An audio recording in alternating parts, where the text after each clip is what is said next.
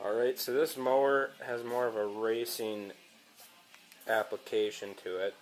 So it is lowered a little bit, which involves raising the transaxle, which you can can't tell at all. There you go. You can see here's the frame. Normally it would have been mounted up around in these holes, but down about where these holes are. So what I did was I notched out the frame, brought this bracket up, and bolted it in like that. So it's lowered about an inch or two in the back.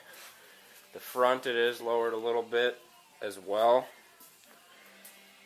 How I did that was just cut the axle, both sides at the same length, figured out where I needed to weld it, how far back and how far up off the ground to get it level, and it's all reinforced.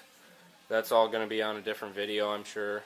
So this one's focused on the transaxle, or not the transaxle, but the jack shaft going to the transaxle, and how I built it. And the reason we need that is seeing this transaxle is raised up, it's not going to line up with the engine pulley anymore.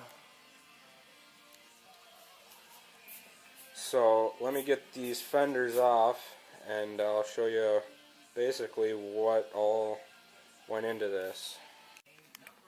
Alright, so this jack shaft's a pretty basic setup. It's pretty simple. All it is two pieces of flat iron. The bottom one's welded onto the frame with these pieces of angle iron on the side here. The top one I bolted on just to make it easier to access in the future if I need to. It's I believe a 1-inch shaft, I believe, and that runs all the way through. The bottom pulley is, I believe, a 4 or 5-inch, and I can't remember what tooth sprocket this is, but it's about the equivalent, a little bit bigger than that bottom pulley is. And then same thing with that rear sprocket. It's about the same as a 2 to 3-inch pulley. So it's pretty simple. It's just these bearings. Bought those at Tractor Supply. I'm not sure what they're called, flush mount bearings or something. There's just a bearing in between those two pieces of metal, and they are it's just pinched together in between the metal when you bolt it down with carriage bolts. And there's a collar underneath there, a locking collar. It's kind of hard to tell, but that holds the shaft in place so that doesn't slide up and down. There's also another one on the bottom so it doesn't go up. That one so it doesn't fall down. And then this tensioner, what I was going to do is just tighten this chain up with just losing a link, but I tried that and it wasn't long enough, and then I tried a half link and it still wasn't long enough, so I just made a tensioner for it, left it a little longer.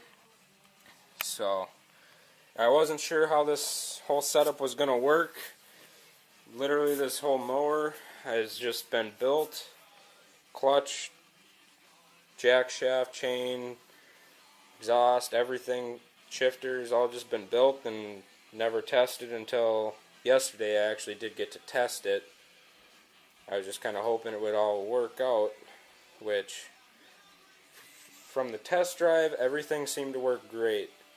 The only problem is not really a problem, is this whole jack shaft setup is loud, and I think it's either the chain, which is really old and I do need to replace anyways because the rollers are probably bad in it, or it could be those bearings that I got. They might be kind of cheap bearings, don't have much lubrication in there because they're just sealed bearings. So that's pretty much how this jack shaft works. Let me know what you guys think.